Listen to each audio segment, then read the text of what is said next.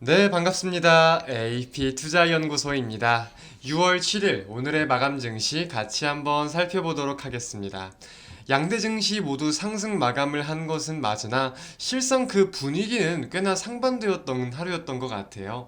코스피는 0.01% 상승 마감에 그쳤지만 코스닥은 1.20% 굉장히 상반되는 흐름을 보였는데요.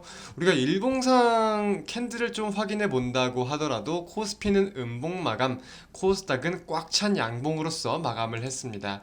그래서 이제 분봉상 흐름에 이러한 차이가 있어요. 계속해서 상승분 그리고 갭에 대한 내용을 반납한 코스피와 달리 코스닥은 꾸준히 상승폭을 확대시키는 모습들이 확인되는데, 자, 이에 대해서 대표적인 종목 코스닥에서 어떤 종목이었을까요?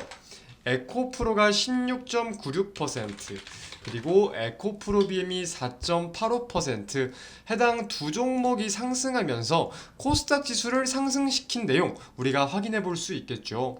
실상 우리가 상하락 종목을 따져본다면 코스피는 423종목 상승, 442종목 하락, 그리고 코스닥은 713종목 상승, 752종목 하락. 양대 시장 모두 하락 종목이 상승 종목보다 소폭 많거든요. 근데 코스닥이 1% 넘게 올라갈 수 있다라고 하는 내용은 결국은 코스닥 시가총액 상위를 봤을 때 1등과 2등을 차지하고 있는 에코프로 BM, 그리고 에코프로가 이렇게 굉장한 강세를 보였기 때문에 그에 대한 내용을 가지고 코스닥이 강세를 보였다 살펴볼 수 있겠습니다. 자, 그렇다면 우리가 시장에 대해서 좀 흐름들을 살펴볼 때 전일 미국 증시가 상승한 요인은 경기에 대한 자신감이었어요. 이제 금리에 대한 키워드가 좀 초점이 많이 안 들어오고 있습니다. 이 요인을 살펴보자면 현재는 블랙아웃 기간이라고 하거든요. 블랙아웃. 이제 FOMC를 좀 앞둔 상황에서는 연준 위원들, 이 당사자들이 향후 FOMC나 통화정책, 즉 금리에 대해서 발언할 수 없게 지정되어 있는 기간을 뜻해요. 이거를 블랙아웃 기간이라고 하는데, 그래서 FOMC를 앞두기 직전, 그러니까 지금 일주일 남았잖아요. 다음 주가 FOMC니까 일주일 남았는데, 이럴 때에는 최근 들어서는 이제 금리 관련된 내용이 시장에서 좀 초점이 맞춰지지 않고 있기도 합니다. 사실 지금 우리가 CME 패드워치상 6월 FOMC 전망을 살펴보면 동결에 대한 확률이 78.2%, 25베이시스 포인트 인상 확률이 21.8%, 이렇게 동결에 대한 확률이 훨씬 우세하거든요.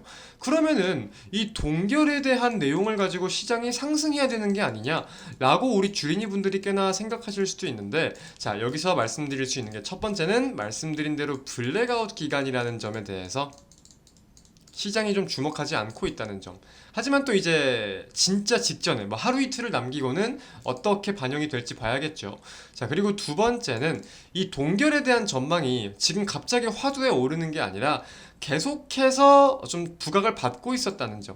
물론 이제 지난주까지만 본다고 하더라도 각종 경제 지표 발표에 따라서 이 금리 인상 확률이 확 치고 올랐다가 동결 확률이 확 치고 올랐다가 이런 변동성을 보이기도 했어요. 근데 이제 근래 이번 주 뭐 지난주 말 들어가지고는 동결에 대한 전망이 계속해서 유지가 되고 있다 보니까 시장은 여기에 대한 매물을 어느 정도 유입을 시키기도 했고, 현재로서는 이제 100%가 아닌데, 아직 발표가 난 게 아니, FOMC가 진행된 게 아닌데 추가적인 전망에 대해서 기대감이 확대되고 있기보다는 유지가 되고 있는 수순이라는 점까지 살펴볼 수 있겠죠.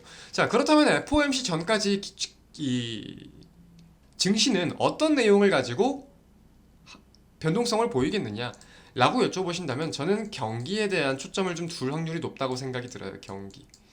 자, 실상 최근 들어서 큰 이슈가 되었던 거는 이제 부채 한도와 관련된 내용, 두 번째는 금리, 세 번째는 경기.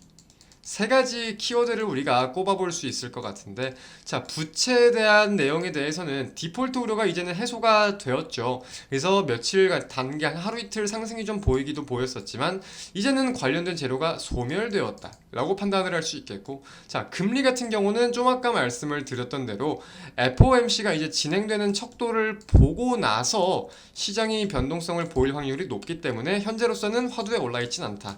그렇다면 남은 건 경기거든요. 자, 근데 이제 어제 같은 경우는 세계은행에서 경제 전망이 어떻게 될 것이다라는 전망을 가진 보고서를 발표하기도 했고, 오늘 밤 이제 9시 반이라고 제가 알고 있는데 미국의 5월 무역 수지, 5월이 맞죠?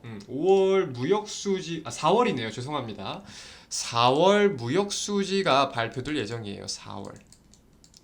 물론 미국은 수출입보다는 내수적인 소비에 대해서 경제 판가름이 더 나기 때문에 내수 소비의 비중이 훨씬 크기 때문에 엄청나게 크게 작용을 한다라고 판단을 할 수는 없겠지만, 결국 수출입이라는 내용은 경제를 판단하는 데에 있어서, 경기를 판단하는 데에 있어서 절대 무시할 수 없는 요소란 말이에요. 그죠? 그래서 이런 내용을 가지고 우리가 시장의 변동성을 주목할 필요도 있겠고, 중화권 증시도 현재 경기에 대한 내용을 가지고 꾸준히 좀 변동성을 보이고 있는 상황이죠.